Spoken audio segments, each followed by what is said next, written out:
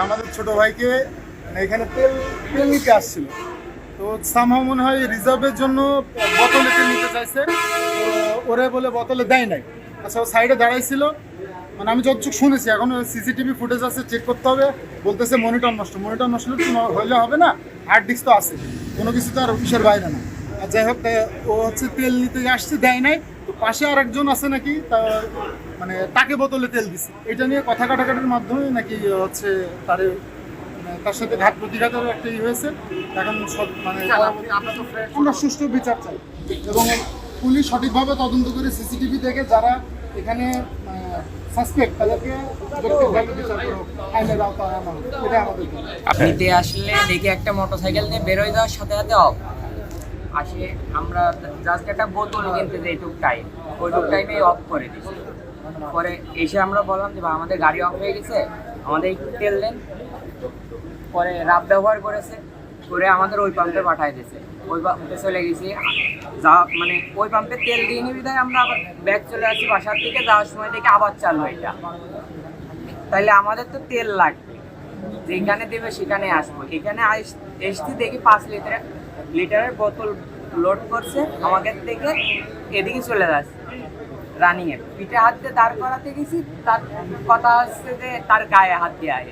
মায়ের শুনেছি যে এই কোনায় যাবো, তারপরে ওই পাশে ওনার সাথে আরো একজন এসেছিল, ওই রোডের ওইখান থেকে দৌড়তে এসে গায়ে হাত দিয়েছে। 5 লিটার তেলের বোতলে স্টক করছিল, সেজন্য তেল দেয় না। আমরা পিছন থেকে বলি যে ভাই আমাদের তেল দেবেন না, সেটা নিয়ে ওনারা হাতাহাতি করে।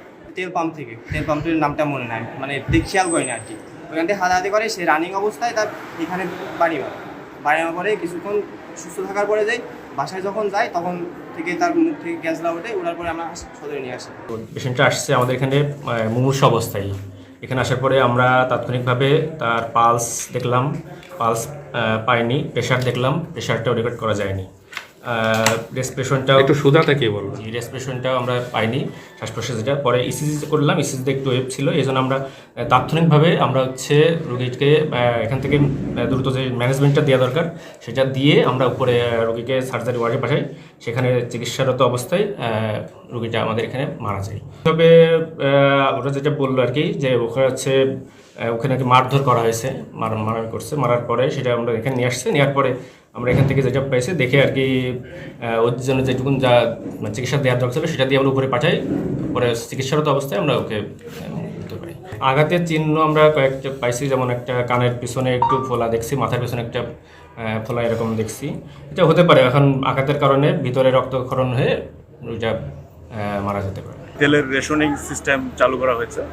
তো মোটরসাইকেল যোগে তেল নিতে আসে এই পাম্পে। তো তখন পাম্পের যারা কর্মচারী ছিল তাদের সঙ্গে তাদের কথা কাটাকাটি হয়, এবং এক পর্যায়ে সেটা হাতাহাতি রূপ নেয়। পরবর্তীতে যে তেল নিতে এসেছিল সে হসপিটালে গিয়ে যায়, এবং সেখানে সে মৃত্যুবরণ করে। তো মৃত্যুর প্রকৃত কারণ ডাক্তারি পোস্টমর্টেম রিপোর্ট পাইলে জানা যাবে যে প্রকৃত কারণটা কি।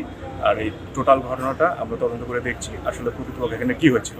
আমরা 3 জনকে হেফাজতে নিয়েছি। তাদের এখানে তারা জড়িত কিনা সেটা তদন্ত সাপেক্ষে জানা যাবে।